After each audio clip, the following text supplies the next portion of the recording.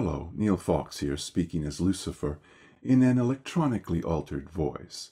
Viewers new to the Lucifer series may want to know what this is about, and for them we have a video titled, What is the Lucifer series?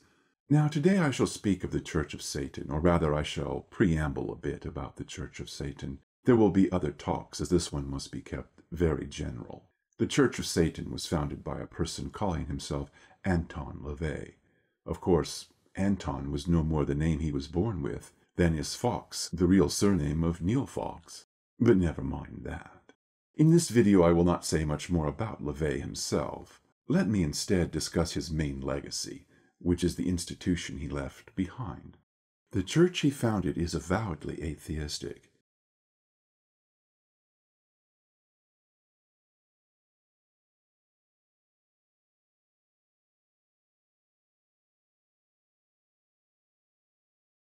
Now, atheists and agnostics are certainly a part of the intended outreach of the Lucifer series.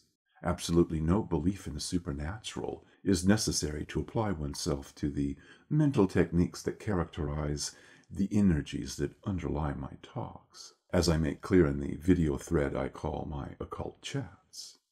Past a certain point, however, one does cross over to a level where linear thinking must make room for a process that leaves many a root assumption far behind. And one of those assumptions is the idea that there is nothing more to existence than a random collection of molecules. The Church of Satan has never managed to get beyond this materialist plane. By materialism, I mean more than the common pedestrian connotation this brings of someone preoccupied with money and status, even though the Church of Satan has this to it as well. But, moreover, I am getting at the formal definition used among academics that the only thing that exists is matter. I would argue that in a universe where antimatter exists in parallel with matter, a universe about which one prominent physicist has suggested that time may well have its source in that which is not time, materialism, this 19th century take on monism, might someday become nothing if not dated. I could go on. But the subject here is not monism versus pluralism. It is the Church of Satan.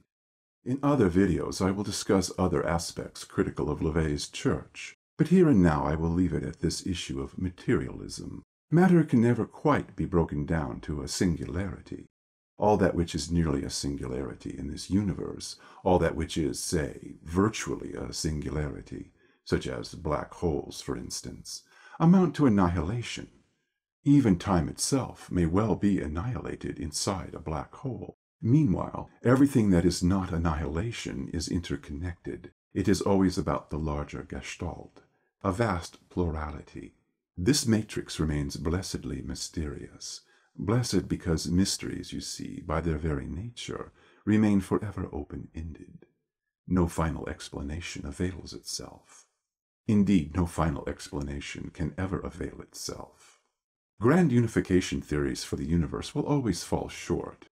They will never quite wrap the cosmos up nice and tidy. Besides, assuming that only matter is real breaks its teeth on the vital question of what do we even mean by real in the first place?